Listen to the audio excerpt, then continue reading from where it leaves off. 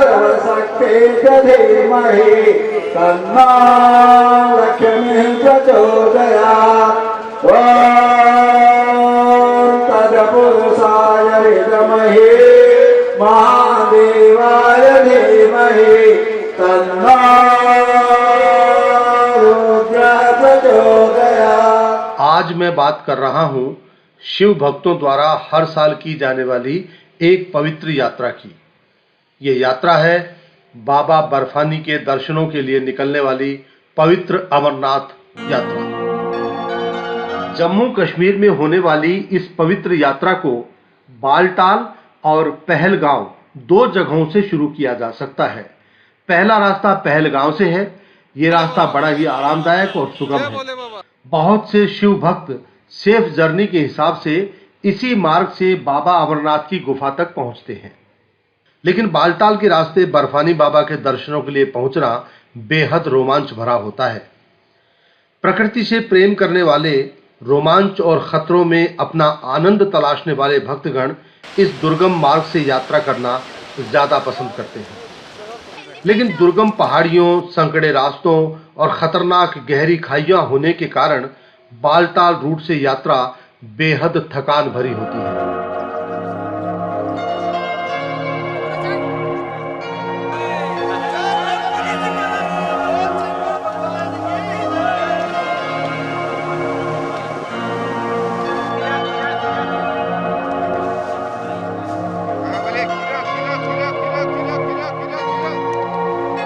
आज मैं अपने इस वीडियो में आपको बालटाल के रास्ते बाबा अमरनाथ की गुफा तक ले चलूंगा और वहां होंगे बाबा बर्फानी के भव्य और दिव्य दर्शन। ज्यादातर भक्तगण बालटाल वाले मार्ग को ही चुनते हैं क्योंकि रास्ते का प्राकृतिक सौंदर्य, सुंदर झरने और भोले के जयकारे भक्तों में पूरा जोश भर देते हैं। बालटाल के रूट में अद्भुत प्राकृतिक सौंदर्य देखने को मिलता है। ऊंचे ऊंचे पर्वतों से निकलते झरने सभी को बहुत लुभाते हैं। और ये देखिए, ऊंचे ऊंचे पर्वतों पर जमी हुई बर्फ।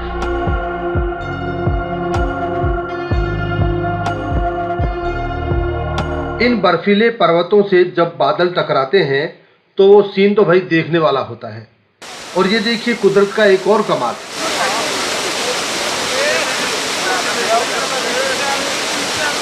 देखा आपने, इस चट्टान के सीने को चीरकर निकल पड़ी है निर्मल जल धारा। बहुत ही जबरदस्त सीन है ये, मन को खुश कर देने वाला। इस रास्ते से गुजरते हुए हमें दूर दूर तक पहाड़ों की ऊंची ऊंची चोटियां दिखाई दे रही हैं और दिखाई देते हैं बहुत सारे आकर्षक झरने। झरनों से निकलने वाला जल दरअसल बर्फ का पिघला हुआ रूप ही है। बहते बहते ये पानी आगे चलकर बर्फ में तब्दील हो जाता है।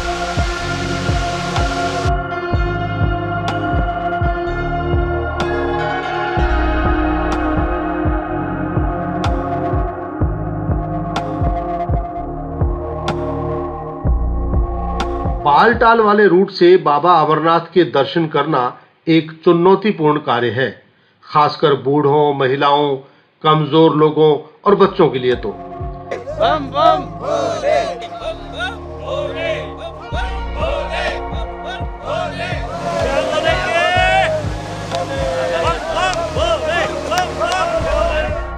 ये लोग प्राय घोड़ों, खच्चरों या पालकी से अपनी यात्रा पूरी करते हैं। लेकिन नौजवान और वयस्क तो इस जर्नी का बहुत ही लुत्फ उठाते हैं। सक्षम लोग बाबा बर्फानी के दर्शनों के लिए आकाश मार्ग से भी जाते हैं। आपको अभी एक तेज आवाज सुनाई दे रही होगी। जी हाँ, ये हेलीकॉप्टर की ही आवाज है। और वो देखिए, वो आ रहा है।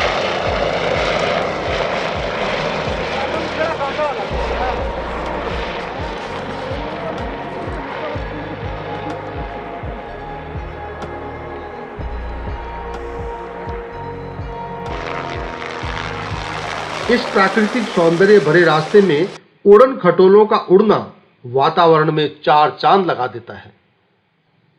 पूरे रास्ते में अनेक सामाजिक और धार्मिक संस्थाएं यात्रियों की सेवा के लिए मौजूद हैं। निःशुल्क लंगर भी लगाए जाते हैं।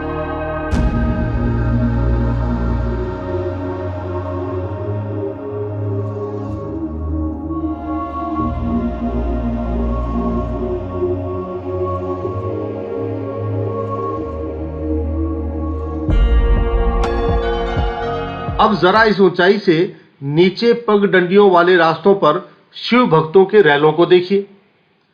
बहुत ही खूबसूरत लग रहा है ये कारवां। मैं अपने कैमरामैन से कहूंगा कि डिफरेंट टॉप एंगल्स से इस इलाके के खूबसूरत नजारे को आप लोगों के लिए पेश करें।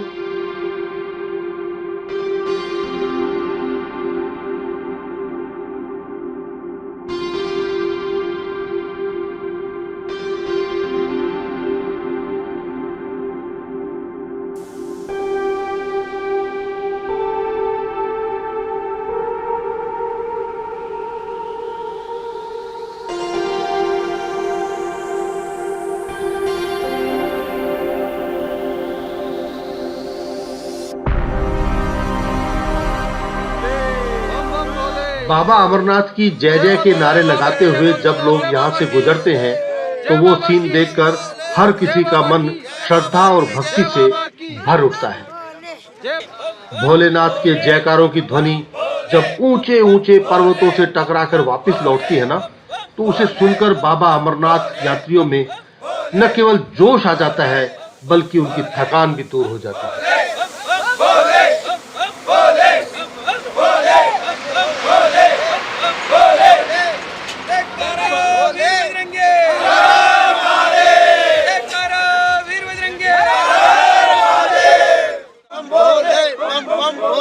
और यहाँ देखिए, एक ऊंचे पर्वत से ये जो जलधारा झरने के रूप में बह रही है ना, ये यात्रा के मार्ग में अवरोध पैदा कर सकती है और इसे पाटने के लिए यहाँ बना दिया गया है एक टेम्परेरी पुल। इस पुल के बन जाने से श्रद्धालुओं का बाबा अमरनाथ की गुफा तक पहुंचना आसान हो गया है। जैसे जैसे यात्रा गुफा के करीब पहुंचने वाली होती है, श्रद्धालुओं का जोश देखते ही बनता है।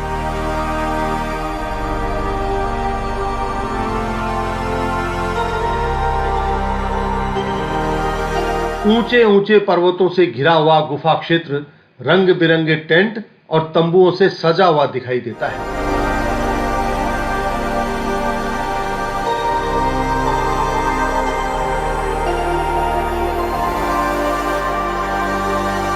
अमरनाथ गुफा भगवान शिव के प्रमुख धार्मिक स्थलों में से एक है। अमरनाथ को तीर्थों का तीर्थ कहा जाता है क्योंकि यहीं पर भगवान शिव ने मां पार्वती को अमरत्व का रहस्य बताया था। इस गुफा की लंबाई भीतर से कोई 19 मीटर और चौड़ाई 16 मीटर है। गुफा 11 मीटर ऊंची है। आषाढ़ पूर्णिमा से शुरू होकर रक्षाबंधन तक पूरे सावन महीने में होने वाले पवित्र शिवलिंग दर्शन के लिए यहाँ लाखों लोग आते हैं। गुफा की परिधि लगभग 150 फीट है और इसके ऊपर से बर्फ के पानी की बूंदें जगह जगह टपकती रहती हैं। यहीं पर एक ऐसी जगह है जिसमें टपकने वाली बर्फ की बूंदों से लगभग 10 फुट लंबा शिवलिंग बनता है। चंद्रमा के घटने बढ़ने के साथ साथ इस बर्फ का आकार भी घटता बढ़ता रहता है। श्रावण पूर्णिमा को यह अपने पूरे आकार में आ जाता है और अमावस्या तक धीरे धीरे ये छोटा होता जाता है। आश्चर्य की बात यह है कि ये शिवलिंग ठोस बर्फ का बनता है, जबकि गुफाओं में आमतौर पर जो बर्फ पाई जाती है वो कच्ची होती है। उसे हाथ में लेते ही वो भुरभुरा जाती है।